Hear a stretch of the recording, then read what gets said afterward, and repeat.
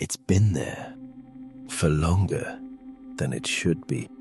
Not tracked officially, not claimed, not explained, just present, orbiting Earth, observed, photographed, discussed, but never fully confirmed. They call it the Black Knight satellite, but that name didn't come from an official source. It came from a pattern, a series of observations spread across time, across different people, different systems, different moments that don't fully align, but still connect. The story doesn't begin with a single sighting. It begins earlier, before satellites were common, before space became accessible, with signals, unusual ones, radio transmissions detected without a clear origin, patterns that didn't behave like noise, signals that repeated, not randomly, but with structure.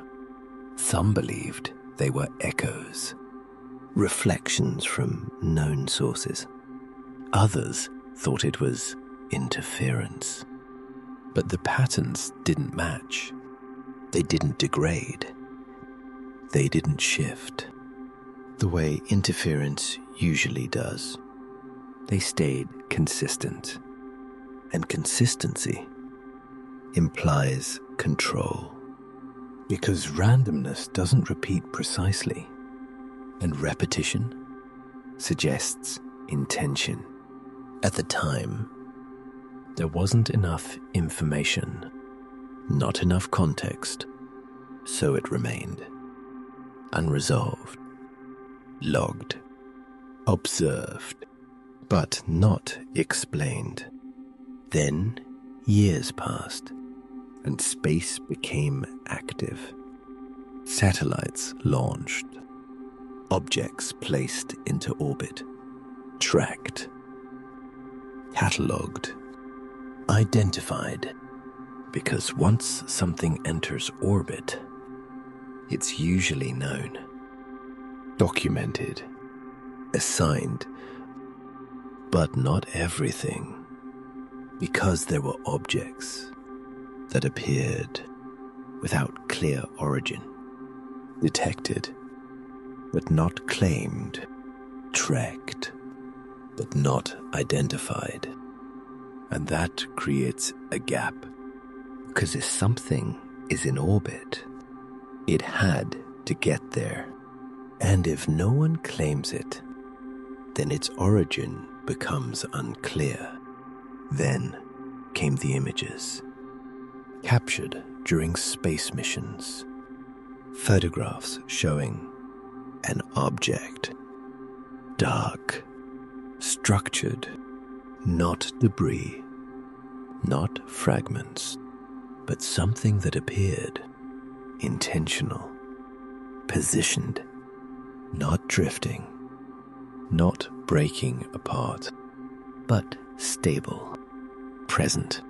And those images changed the discussion, because now it wasn't just signals or tracking anomalies. It was visible, something that could be seen, something that could be analyzed, and immediately it was dismissed.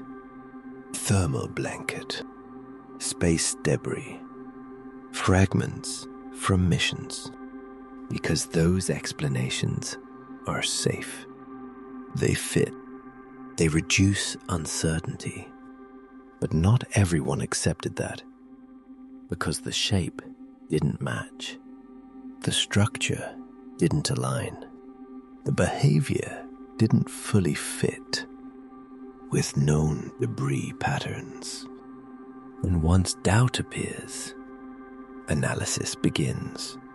Closer examination, comparisons, frame by frame, trying to determine what it actually was. Some believe it was exactly what was said, a piece of equipment, misidentified, taken out of context. Others believe something different, that the object predates modern space activity, that it was already there before we had the capability to place it there ourselves. And that changes everything, because if something was in orbit before we could put it there, then it didn't come from us. And that introduces a different possibility, that it came from somewhere else, not necessarily recently, not necessarily actively, but present, observing, remaining, without interaction, without acknowledgement, just there. There are also accounts of objects being tracked in unusual orbits, not consistent with standard satellite paths, not aligned with known trajectories, patterns that don't match what is expected. And those patterns don't always get explained, because not everything is public, not everything is disclosed. Some data stays internal, restricted, unreleased, which creates another gap between what is known and what is shared. And that gap is where theories develop, not because people invent them, but because something exists without explanation, and explanation is necessary. Without it, uncertainty grows. Some believe the Black Knight satellite is part of that uncertainty, a collection of events connected into a single narrative, signals, images, tracking anomalies, all combined into one idea.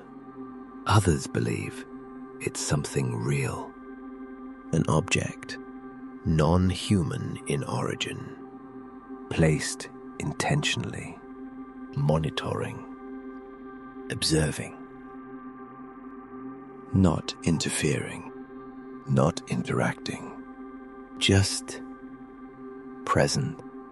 And that raises a question, not about what it does, but why it would be there. Because placement implies purpose, even if that purpose isn't visible, even if it isn't understood, then there's time. Because if something has been in orbit for decades or longer, then it's not temporary. It's sustained, maintained, or designed to remain without maintenance, which suggests design beyond what we currently understand, because objects degrade, they fall, they break down, unless they're built not to. And if something hasn't degraded, then it's operating under conditions that aren't fully explained. But none of this is confirmed, not officially. No agency has acknowledged its existence. No documentation confirms its origin. No statement verifies its purpose, which keeps it in a specific category. Not proven, not dismissed, but persistent, because the observations exist. The images exist.